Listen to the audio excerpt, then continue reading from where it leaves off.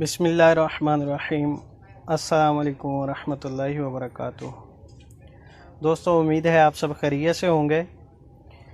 दोस्तों, मैं हूं हकीम नवीद और आप देख रहे हैं मेरा यूट्यूब चैनल हकीम नवीद।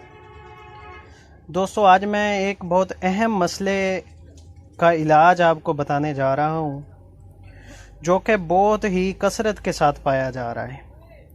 और इस सीज़न में, जो कि गर्मियों का सीज़न चल रहा है, इसमें बहुत ज़्यादा इस मसले का जो मामला होता है वो ज़्यादातर लोगों को हो रहा है, जो कि हमारे मतब पे भी बहुत ज़्यादा इसके मरीज़ आ रहे हैं। और बहुत सारे दोस्त भी इस नुस्खा के जो तलबगार थे पूछ रहे थे इस नुस्खे के बारे में, जो मैं आज दोस्तों के साथ शेयर कर रहा हूँ। तो दोस्तों, ये जो आपको इलाज दो चीज़ें इसमें वीडियो में नज़र आ रही हैं, ये दो चीज़ों से हम बहुत सारी बीमारियों का इलाज करते हैं, जिनमें से सबसे मेन जो बीमारी है वो मैदे का अल्सर है। मैदे का जो सरतान भी बोलते हैं, उसको अल्सर भी बोलते हैं, मैदे का वर्म भी बोला जाता है। तो उसका जो इलाज इन दो चीज़ों से बहुत अच्छे तरीके से और परफेक्ट जो इलाज है मुकम्मल तौर पे वो हो सकता है और मुमकिन है। और अल्हम्दुलिल्लाह हमने 12 बार मरीज़ों पे इसका इस्तेमाल किया है। तो दोस्तों, सबसे पहली जो बात है, मैदे के जो मेन मसाइल हैं वो मैं आपको बताऊंगा। जैसा कि पेट में दर्द रहता हो, बदहज़मी होती हो, और उसके साथ साथ मतली कै का जो मामला होता है, बहुत ज़्यादा लोगों को मसला हो जाता है। उसके साथ साथ अफारा हो जाता है, पेट फूल जाता है कोई भी पानी पीने से या कोई भी गज़ा खाने से। जो पेट में अफारा होता है, ये भी मैदे के मसले की वजह से होता है, ये अल्सर की वजह से। और दूसरा, मैदे पे सोज बन जाती है, सोजन हो जाती है, और उसके साथ भूख की कमी भी होना शुरू हो जाती है मरीज़ को।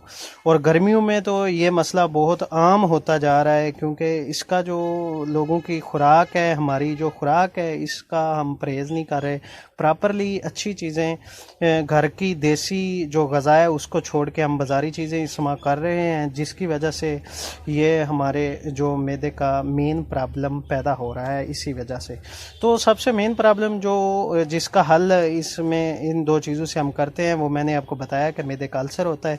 तो दोस्तों, दैमी कब्ज़ ज़्यादा देर तक रहने से भी मैदे का अल्सर हो जाता है, क्योंकि जो भी हमारे जिस्म में फजूल जहरीले मादे जमा होते जाएंगे तो वो हमारे मैदे को बाकायदा उसके फंक्शन को बहुत ज़्यादा डिस्टर्ब करेंगे, जिसकी वजह से हमारा मैदा ग़ज़ा को अच्छी तरह हज़म करने के काबिल नहीं रहता, जिसकी वजह से हमारे मैदे में तरह तरह के जो इन्फेक्शन होते हैं वो होना शुरू हो जाते हैं।